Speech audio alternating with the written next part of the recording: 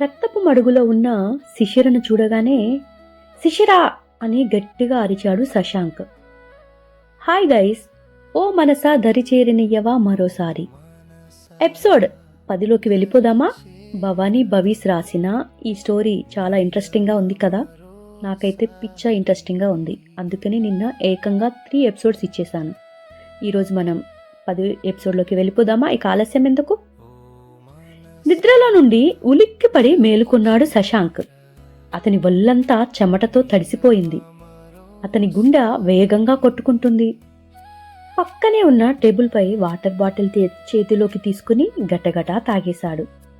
Bottle టేబుల్పై పెట్టేసి bed hard బోర్డును ఆనుకొని కూర్చున్నాడు. కళ్ళు మూసుకుంటే రక్తంతో మునిగిపోయి ఉన్న శిశిరనే గుర్తు చేసుకుంటున్నాడు. కళ్ళల్లో తనే కనపడుతుంది. ఆమెకి ఏదైనా జరిగితే అన్న ఊహకే ప్రాణం పోయినట్లు తనకి అనిపిస్తోంది. నో నో నో, తను డైరెక్ట్గా మాట్లాడటానికి నేను వెళ్తే శిశిర నా ముఖం కూడా చూడదు. ఆవేశంలో ఏదో ఒకటి చేసుకుంటుంది. ఆశ్చర్యమే లేదు. నేను నిదానంగా ఆలోచించి అడుగు వేయాలి అని ఆలోచిస్తూనే తెలియకుండా అలా కూర్చొని నిద్రపోయాడు శశాంక్. శశాంక్ని చూసిన శిశిర స్థిమితంగా ఉండలేకపోతుంది. 4 సంవత్సరాలు అయినా అతన్ని చూడగానే తన గుండె వేగంగా కొట్టుకుంటుంది. శిశిరలో మరో భయం మొగ్గతొడిగింది. ఇన్నాళ్ళు అతను ఎక్కడో ఉన్నాడు అనుకుంది. ఇప్పుడు ఒకే ఊరిలో ఉన్నారు ఇద్దరు. అతనికి గ్రీష్మ గురించి తెలిస్తే అమ్మో ఏం జరుగుతోంది అన్న ఊహే ఆమెను నిలువనీయటం లేదు. కూతుర్ని గట్టిగా హగ్ చేసుకుని పడుకుంది. తర్వాతి రోజు మనస్కంగా ఉన్న శిశిరని గమనించి ఏమైంది అని అడుగుతోంది పల్లవి. ఏమీ లేదు, కొంచెం తలనొప్పిగా ఉంది అంతే అని శిశిర కొంచెం భారంగా పల్లవితో చెప్పింది. పోనీ లాంజ్కి వెళ్ళి కాసేపు రెస్ట్ తీసుకో అని పల్లవి శిశిరతోటి చెప్తోంది. పర్వాలేదు, కాసేపటికి సెట్ అయిపోతాను కదా అని శిశిర కొంచెం తలనొప్పిగా ఉన్నట్లుగా చెప్పగానే మరైతే టాబ్లెట్ తీసుకురానా శిశిర అంటూ పల్లవి తన మీద కేర్ చూపిస్తూ అడిగింది. లేదు లేదు, నేను వేసేసుకున్నాను ఆల్రెడీ అని శిశిర తనతో ఆన్సర్ చెప్పింది. అయితే కొంచెం సేపు కళ్ళు మూసుకుని పడుకో శిశిర, రిలీఫ్గా ఉంటుంది అని చెప్పింది. వెంటనే శిశిర కూడా ఆ అమ్మాయికి సమాధానం చెప్తూ అవును సరే అలాగే అని చెప్పింది. శిశిర కళ్ళు మూసుకుని తన ముందు ఉన్న డెస్క్పై చేతులు 2 పెట్టి తలవాల్చింది. పల్లవి సరే అనుకుని వర్క్లో మునిగిపోయింది. ఆఫ్టర్నూన్ వరకు శిశిర అలాగే నిద్రపోయింది. పల్లవి కూడా బాగా అలసిపోయి ఉంటుందిలే అనుకుని లేపలేదు. లంచ్ టైం అయింది అని అప్పుడు శిశిర దగ్గరికి వచ్చి శిశిర లంచ్ టైం అయింది లే అని చెప్పి లేపింది. అప్పుడే హడావుడిగా శిశిర లేచి టైం చూసుకుని షాక్ అయిపోయింది.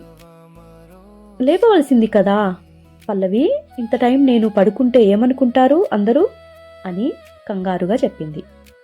మరేం పర్వాలేదు శిశిర, అంతవరకు ఏం లేదు కదా, నేను కంప్లీట్ చేసేసానులే. నీ హెల్త్ బాగాలేకపోతే నువ్వెలా క్రియేటివ్గా ఆలోచించగలవు చెప్పు. మన హెల్త్ బాగుంటేనే కదా మనకి మంచి థాట్స్ వస్తాయి. రా ఇక వెళ్ళి భోజనం చేద్దాం అని చాలా కేర్ తీసుకుంటూ అడిగింది. సరే అంటూ శిశిర పైకి లేచింది.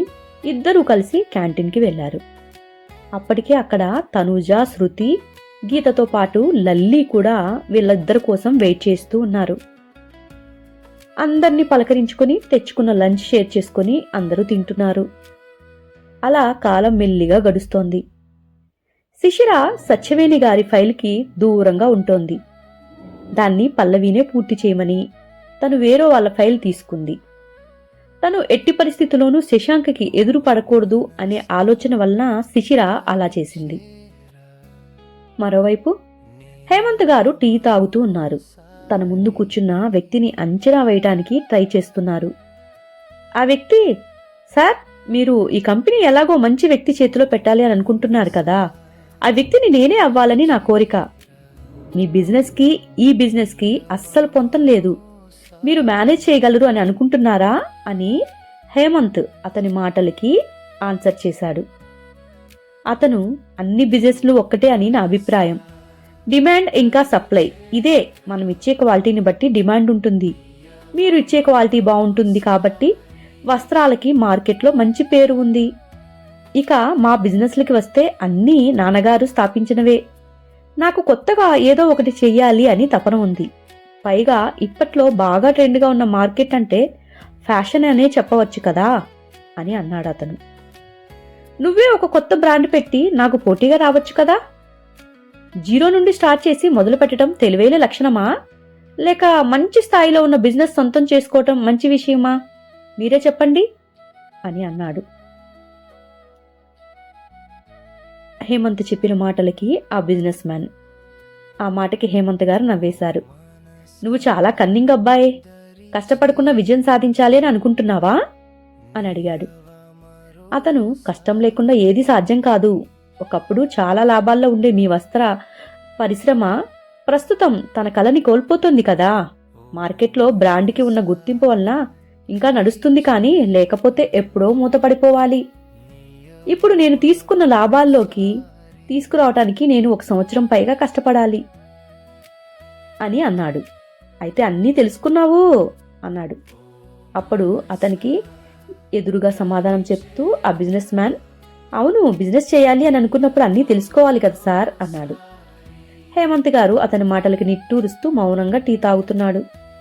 అంకుల్, మీరు నిదానంగా ఆలోచించుకోండి. మీరు పూర్తిగా వస్త్రాలయాన్ని నాకు ఇవ్వనవసరం లేదు. నేను మీ పార్ట్నర్గా జాయిన్ అవుతాను. బిజినెస్ నేను చూసుకుంటాను. మీరు నిశ్చింతగా ఉండండి అని చెప్పగానే హేమంత్ గారు ఆలోచనలో పడిపోయారు. ఆయనకి వయసు అయిపోతుంది, తన పిల్లల దగ్గరికి వెళ్ళాలి అని ఉంది. కానీ వస్త్రాలయాన్ని మాత్రం వదల్లేక వెళ్ళలేకపోతున్నాడు. ఒక నమ్మకమైన వ్యక్తి చేతితో వస్త్రాలయాన్ని పెడితే తన బాధ్యత కూడా తీరుతుంది. ఎదురుగా కూర్చున్న వ్యక్తిని గమనించాడు. చాలా హుందాగా ఉన్నాడు. బిజినెస్ ఫ్యామిలీ నుండి వచ్చాడు. అతని మాటలు కూడా హేమంత్కి నచ్చాయి కూడా. సరే, నేను ఒప్పుకుంటున్నాను అని అంటారు అనగానే అతను చాలా సంతోషంగా చూశాడు. కానీ నాకు కొన్ని షరతులు ఉన్నాయి అని హేమంత్ చెప్పారు. చెప్పండి అంకుల్ అని అబ్బాయి అడిగాడు.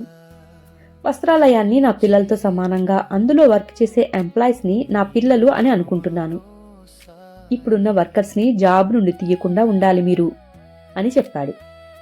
అతను, తప్పకుండా అంకుల్, మీరు ఎలా చెప్తే అలాగే చేస్తాను అని అన్నాడు. సరే, ఎటువంటి ఇల్లీగల్ వ్యాపారం కూడా చేయకూడదు అక్కడ అని చెప్పగానే, కంపెనీ పేరు చెడిపోయే పనులు ఏమీ చెయ్యనండి, ఎవ్వరినీ చెయ్యనివ్వను కూడా అని చెప్పాడు. హేమంత్ గారి మనసులో మూలల్లో ఏదో కొంచెం బాధ. కూతుర్ని అత్తగారింటికి పంపే ముందు ఉన్నట్టుంది అతనికి. ఏదైనా తప్పదు, తను ఇంక తిరగలేకపోతున్నాడు. శరీరం కూడా విశ్రాంతి తీసుకోమని చెప్తోంది.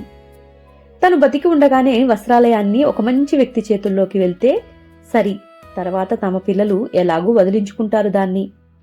అలా జరగకముందే మంచి వ్యక్తి చేతుల్లోకి నా వ్యాపారం వెళ్తే నేను సంతోషంగా ఉండగలను అని అతను మనసులో అనుకుంటున్నాడు. వస్త్రాలయంలో నావి 75% షేర్స్, నీకు 50% ట్రాన్స్ఫర్ చేస్తాను అని చెప్పాడు. ఓకే అంకుల్, తప్పకుండా అని అతను చాలా సంతోషపడ్డాడు. ఎదురుగా ఉన్న అతను, సరే నేను పేపర్స్ రెడీ చేసి నిన్ను పిలుస్తాను అని చెప్పాడు హేమంత్. ఆ అబ్బాయి చాలా సంతోషంతో ఓకే అంకుల్ అంటూ అతను బయటికి నడిచేశాడు. నిర్మలంగా ఉన్న ఆకాశం వంక చూస్తున్నాడు. అతని మనసులో వేల భావాలు. కారు డోర్ తీసుకుని లోపలికి ఎక్కేస్తాడు.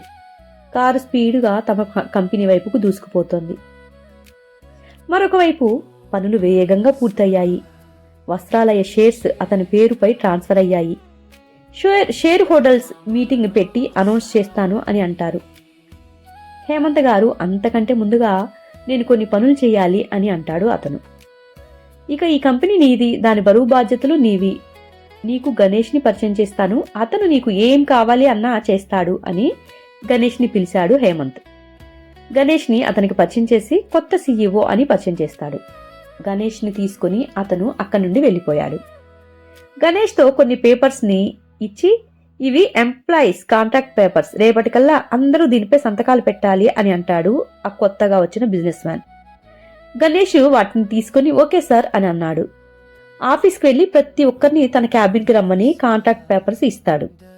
అవి ఎందుకు అని అక్కడ ఉన్న క్యాబిన్లోని ఎంప్లాయీస్ అడిగారు. కంపెనీ కొత్త యజమాని చేతిలోకి వెళ్ళింది అని చెప్పగానే కొత్త యజమాని తెచ్చిన మార్పుల్లో ఇది ఒకటి అని వివరంగా చెప్పాడు. అందరూ సైన్ చేయడానికి చాలా భయపడిపోతున్నారు.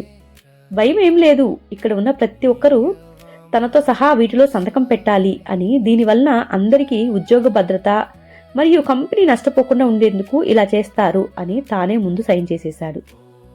మిగిలిన వారు కూడా తమకు ఇచ్చిన పేపర్స్పై సంతకం పెట్టేశారు. కొత్త సీఈఓ ఎవరని పల్లవి అడిగింది. రేపు వస్తారు ఆఫీస్కి అని చెప్తాడు గణేష్. ఆ రోజంతా అందరూ కొత్త సీఈఓ గురించే మాట్లాడుకున్నారు. అతను హేమంత్ గార్లా నిదానంగా మంచిగా ఉంటారా లేక సీరియస్గా తమను పని చేయమని ఒత్తిడి చేస్తారా అని అందరి మనసులో సందేహం ఉంది. అలాగే అందరూ అతని గురించి మాట్లాడుకుంటూ ఉన్నారు. గణేష్, పల్లవి, శిశిర సాయంత్రం ఆఫీస్ అంతా నీటిగా సర్దేశారు.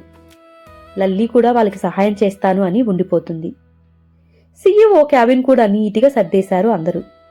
పల్లవి సర్దుతూ, గణేష్ గారు, మీరు మన కొత్త సీఈఓని చూసారా అని అడిగింది. చూశాను పల్లవి గారు అని అడగగానే, ఎలా ఉంటారు ఆయన? సీరియస్గా ఉంటారా లేక హేమంత్ గారిలాగా చాలా మంచిగా మృదు స్వభావిలా ఉంటారా అని పల్లవి గణేష్ని అడిగింది. అలా ఏం లేదు, సీరియస్గా ఏం లేరు, కానీ హేమంత్ గారిలా పెద్దవారైతే కాదు, చిన్నవారే అని చెప్పాడు. చిన్నవారా అంటే అని అడిగింది. మన ఏజ్ ఉండొచ్చు పల్లవి గారు అని చెప్పగానే, వావ్, ఇంత చిన్న ఏజ్లోనే పెద్ద పొజిషన్కి వచ్చారే అయితే అని చెప్పగానే గణేష్, అవును పల్లవి గారు అని చెప్పాడు. అయితే హ్యాండ్సమ్గా ఉంటారన్నమాట. ఆయన పెళ్ళైన వారా కాదా అని అడిగింది. పల్లవి అడిగిన దానికి ఏం చెప్పాలో అర్థం కాలేదు గణేష్కి. ఇబ్బందిగా మొహం పెట్టుకున్నాడు. నాకు తెలియదండి ఆయనకి పెళ్ళయిందో లేదో, మనిషి మాత్రం చాలా బాగుంటారు అని అన్నాడు. పల్లవి ఇంకా అడగబోతుంటే శిశిర పల్లవి చెయ్యి పెట్టి ఆపేసింది. ఇంకా ఆపు పల్లవి, అయినా ఆయన గురించి మనకెందుకు చెప్పు అని అడగగానే, శిశిరని ఏదో సరదాగా అడిగాను శిశిర అని పల్లవి చెప్పింది. వాళ్ళు పనిచేస్తూ ఉంటే మరోవైపు సర్దుతున్న లల్లి వాళ్ళ మాటలు విని గాలిలో మేడలు కట్టడం మొదలుపెట్టేసింది. హాయ్ గైస్, ఎలా ఉంది ఈ 10వ ఎపిసోడ్? భవానీ భవి రాసిన ఈ స్టోరీ మీ అందరికీ మీకు నచ్చిందని అనుకుంటున్నాను. నెక్స్ట్ ఎపిసోడ్ కోసం ఎదురు చూస్తూ ఉంటారు కదా.